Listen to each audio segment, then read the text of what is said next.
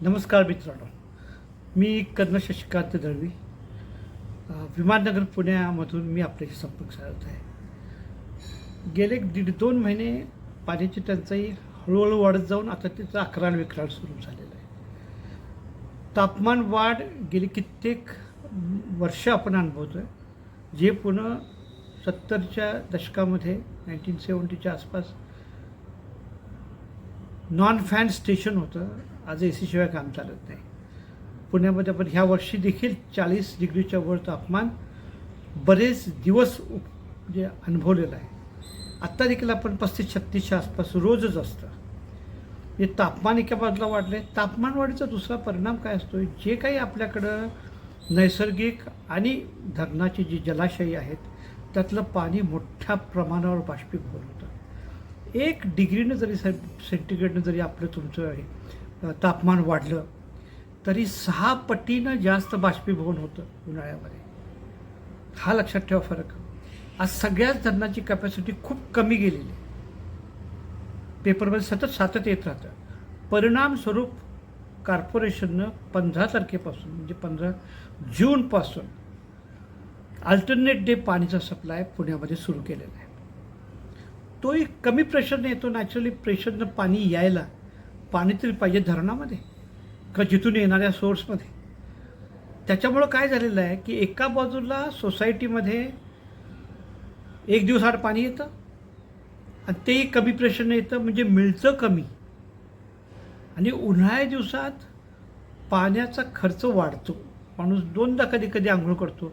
चला गाड्या धुणं थांबलं, बागेला देखील पाणी घालायचं थांबव, तुम्ही काय करायचं करून बघितलं तरी पाणी हे कमी पडतं. पर्याय म्हणून माणूस म्हणतो त्याला आपण टँकरचं पाणी घेऊया. ज्या सोसायटीमध्ये 3 टँकर येत होते दिवसाला, त्या ठिकाणी आता 5 ते 6 म्हणजे डबल नाही यायला लागले. ही छोट्या सोसायटीबद्दल बोलतो आहे. जिथं खूप मोठी 500 आणि 600 फ्लॅट्स आहेत तिथं तर तुम्ही बोलू नका. किती पाणी येतात, 25-30 टँकर्स रोजचे येतात, जे माझ्या ऐकिवातली बातमी ते आपल्याला सांगतो. म्हणजे कल्पना करा, एका बाजूला आपण हा खर्च करतो, परंतु उपाय आहे याच्यावर. म्हणजे माझा अनुभव सांगतो 2003 पासूनचा, की रूफटॉप रेन वॉटर हार्वेस्टिंग, जसं GRमध्ये सांगितलं 2002च्या शिवकालीन पाणी साठवण नावाच्या, की रूफटॉप रेन वॉटर हार्वेस्टिंग करा. कारण का पुण्यासारख्या किंवा कुठल्याही मोठ्या शहरामध्ये छतावर भरपूर पाणी पडतं, निसर्ग खूप पाणी देतं. आता पुण्यामध्ये आपल्याला प्रत्येक वर्षी 750 मिलीमीटर पाऊस पडतो. यावर्षी डेफिसिट मान्सून होणार म्हणून सांगितलं आहे, 10 ते 12% कमी पाऊस होईल. पण इतर वेळा कमी जास्त पण होतो. 1000 मिलीमीटर मी पाहिलेलं आहे पुण्यामध्ये पाऊस, असं नाही पण 750 ते 800 जवळजवळ पडतो. याचा अर्थ काय की साधारणपणे 1000 चौरस फुटाच्या छतावर आपल्याला प्रत्येक वर्षी 75,000 लिटर पावसाचं पाणी पडतं.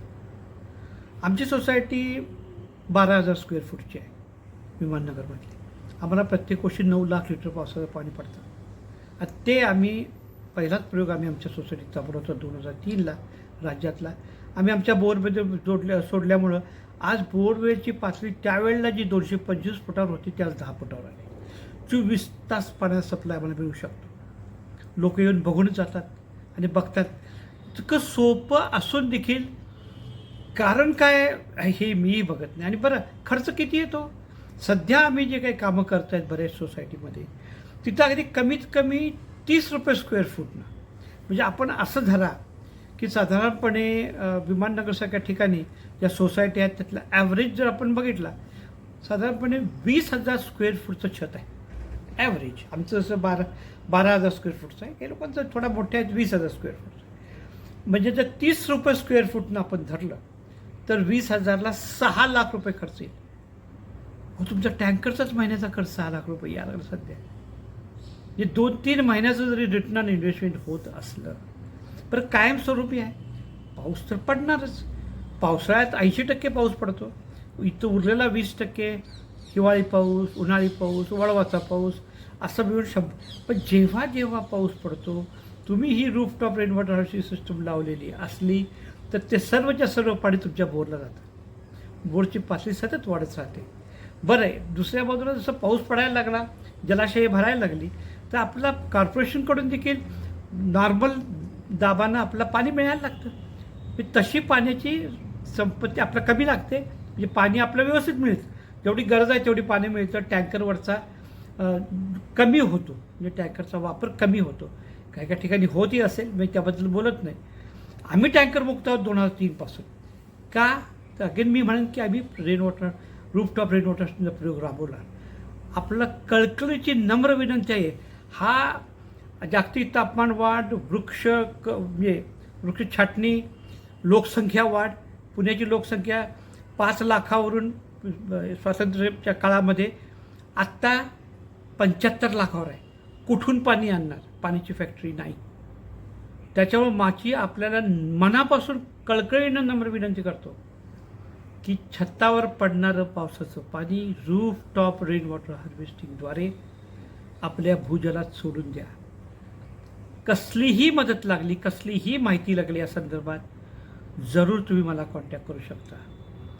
धन्यवाद.